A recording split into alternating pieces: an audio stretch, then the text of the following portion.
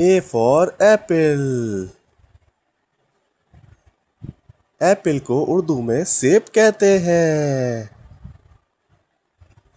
B for ball. Ball को उर्दू में गेंद कहते हैं. C for cat. कैट को उर्दू में बिल्ली कहते हैं. D for dog.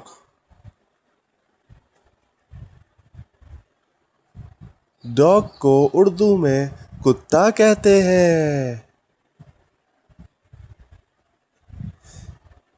E for egg.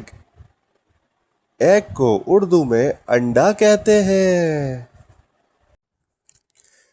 F for fish. Fish को उर्दू में मछली कहते हैं.